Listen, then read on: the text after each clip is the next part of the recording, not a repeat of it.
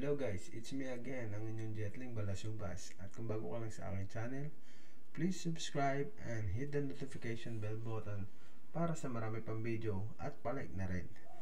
At pag-usapan natin ngayon, itong kumalat nung nakaraan na balita tungkol sa impeachment ni Sara. May desisyon na po ang Korte Suprema na unconstitutional ang desisyon nila.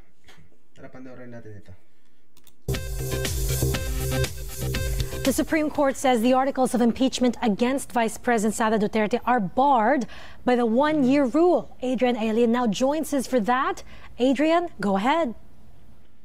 Hi, Michelle. There will be no impeachment trial against Vice President Sara Duterte. Bakit nga ba? Dahil sa one-year bar rule? Ang pagkakaalam ko kasi dyan, magkaiba ang kapangyarihan ng Senado at ng mga Supreme Court, mga Supreme Judges sa Supreme Court yan. Tama. They are separate powers. Tatlo kasi ang branch ng government natin. Merong executive, legislative, at judiciary. Ang executive naman, yan ang ng Pangulo. Tapos ang legislative, sila yung gumagawa ng batas. Yan ang Senado at ang Kongreso. Ang judiciary naman, sila ang ombudsman at ombudsman at yung DOJ yata kasama at saka yung Supreme Court. Magkakaiba po sila ng kapangyarihan. That is the essentially the summary of the press conference just held by Supreme Court spokesperson Attorney Camille Ting. Ting said in her press con this afternoon that the Supreme Court en banc had a unanimous decision which declared the articles of impeachment against Vice President Duterte unconstitutional. It is barred. Bakit nga ba unconstitutional? Yung pang-apat na impeachment ni Sara Duterte ay pumasok sa 12 days ruling ng one-year bar rule. Pumasok po yun. Paano unconstitutional? Nabubulol ako.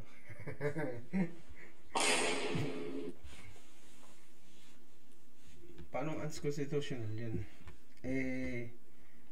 Parang sinasabi naman kasi nila buzzer beater 7:15 na i-file 7:15 ng gabi na i-file yung fourth impeachment niya. Yung tatlo kasi parang hindi na nila naituloy yung tatlo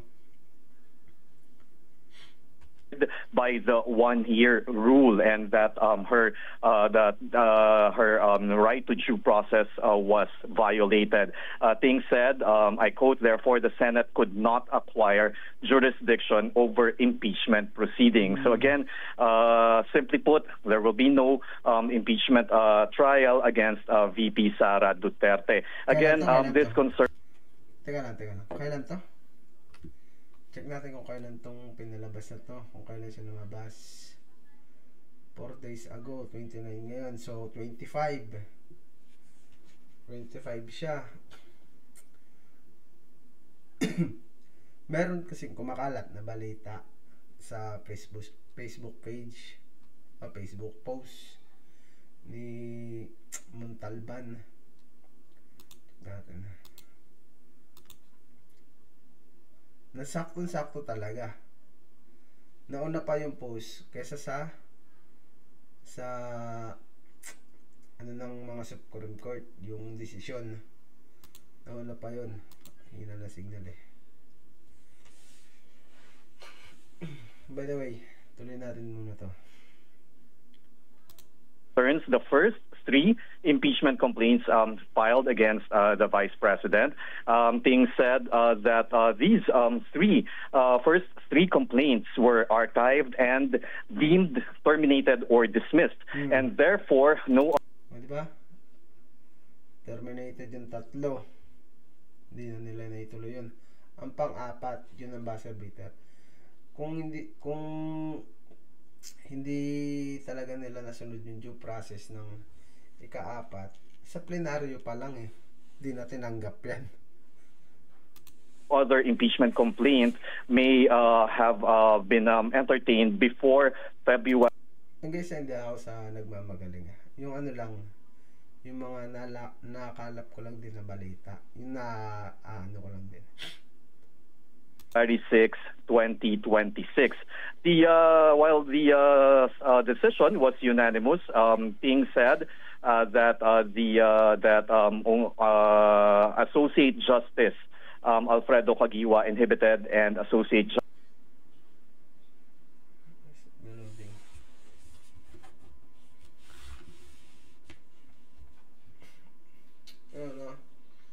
hindi ako sa nagmamagaling about sa impeachment na to.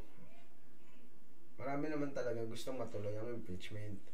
Kaso nga lang, merong nagdi-delay at merong nagdesisyon. Ang Supreme Court naman talaga, ang Supreme Court, kailangan sila yung last Alam ko sila dapat yung last. Kasi hindi mo pwedeng hindi yan. Kasi kailangan ng mga tao yung accountability. Di ba?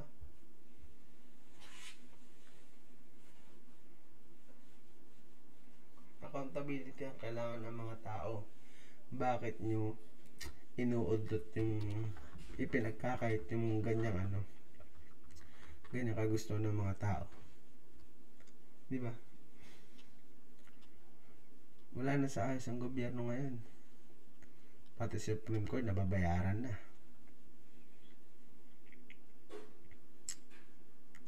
That's why we know Duterte is in the ICC. Paano kung dito pa nilitis si Duterte? Siyempre, acquittal. Ano pa aasahan mo dyan? Acquittal yan, automatic yan. Hawak ni Duterte yan.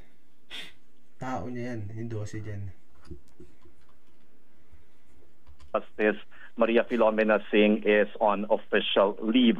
The Supreme Court decision was penned by Senior Associate Justice Marvic Leonen. Ting said the full copy of the decision will be uploaded on the Supreme Court website. Also, we asked if Attorney Ting announced that the decision of the An Bank is immediately executory. Although we announced if this is already the dead end as far as the House of Representatives is concerned. And Ting said they can always file a motion for reconsideration. But as of now, she said that the Supreme Court An Bank decision against the impeachment trial is immediately executory. Also, one last thing, Ting said that the court is not absolving VP Sara. This decision of the court only concerns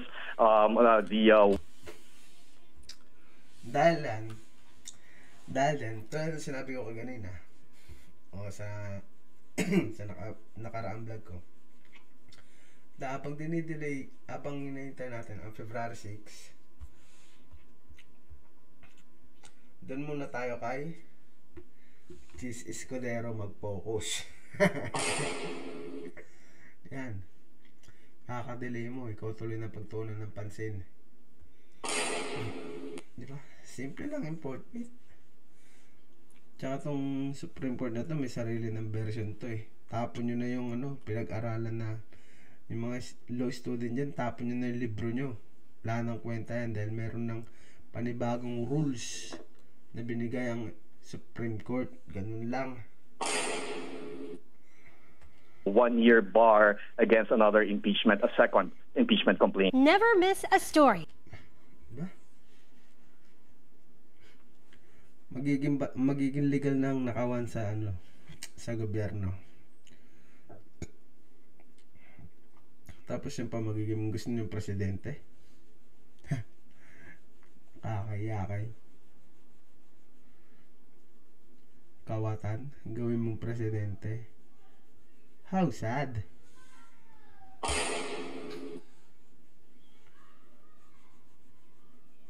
Anong katarantaduhan yan? Nasaan na mga utak nyo? Pinaglololo ko na nga lang kayo. By the way, tingnan natin itong post niya, ano?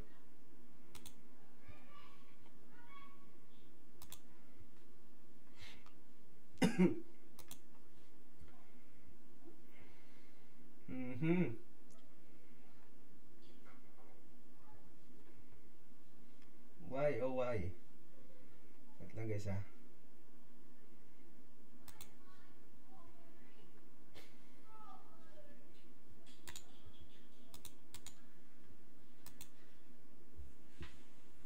Bakit ang hina ng internet? Hindi natin tuloy makita. Ayun. Ito.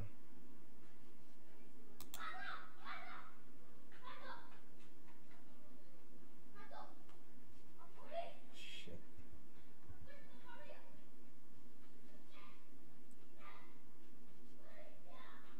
Oh my God! Hindi makita. Anong nangyari? Walang internet. Ano ba yan? Ano ba yan, Rudy?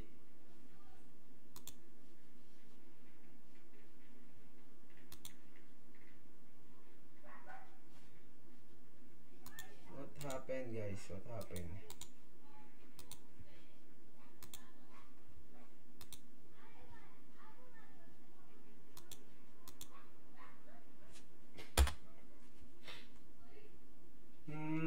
Anong nangyari? Guys, yan nyo rin to natin na Facebook page natin eh. Itong si Solidong Taga Norte, yung Facebook page natin, guys. Pa-follow na lang po.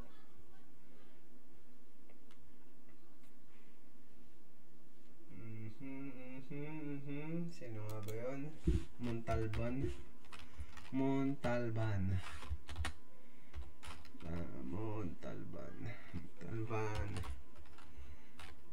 post. Tank. Whack.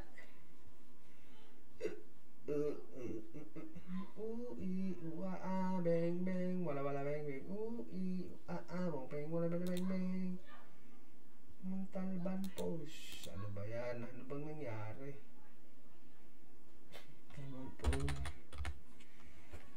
About impeachment.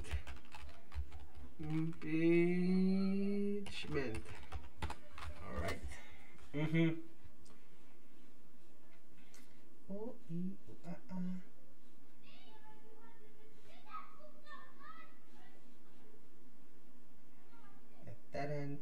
My love is brilliant. Ay. Ba't nawala? Ano, fake news ako. Fake news yata tayo, guys, ha.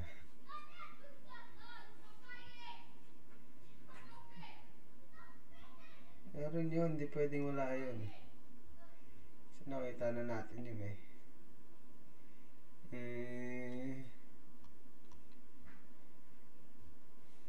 Oh my goodness. Napit natin sa Google.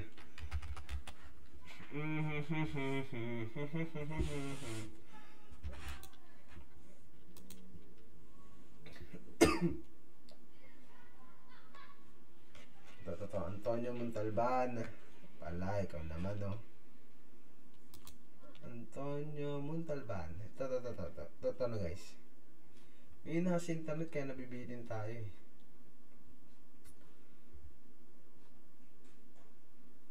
Ano nangyari sa internet natin?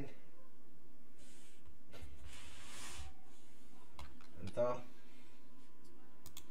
Sahin natin. There will be no more impeachment trial. There will be no more impeachment trial. A Supreme Court insider relayed this news. The reason why Escudero redefined forthwith and install the trial is because the SC anytime now will release its decision declaring the impeachment of Sara Duterte as unconstitutional. Joel Villanueva is insisting Escudero is stalling the trial. Di nga. 12 justices will vote for its unconstitutionally. All 12 are Rodrigo Duterte appointees. O, diba? The insider said it was Go who managed the loyalty of this justice. Go was a beneficiary of Escudero's budget insertion. Ayun na nga. Diba? Lumabas na din 142 billion. At si Bongo din mukhang nilagyan ng mga Supreme Judge. Di naman nabago. Kaya din na rin kami nagulat sa ano na to, kasi nabasa na rin namin to bago pa lumabas yung desisyon.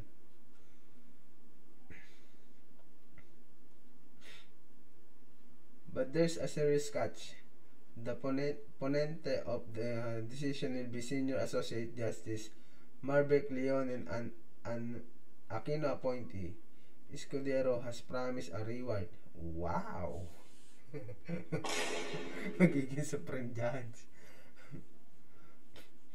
Leonin will be President Sara Duterte's appointees as Chief Justice. Wow! Chief Justice pala yun. At 62, Leonin still has 8 years to go before retirement. He turned 70 in 2032. Eh, ano ito? Diba? Naglolokohan na lang tayo dyan.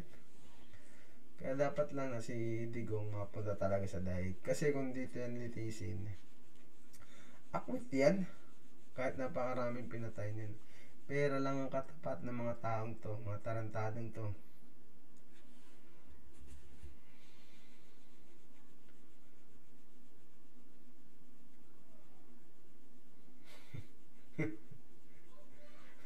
Comment dito. Shame to the Supreme Court. They defend not to impeach a corrupt Vice President Sara Duterte only in the Philippines. No proper justice. My karma strike to these people who supported a criminal instead of being impeached. But if this Duterte's appointees be sued and thrown out by the people of the Philippines, there will be justice again. Fuck you! Diba? Madaming gising na taong bayan.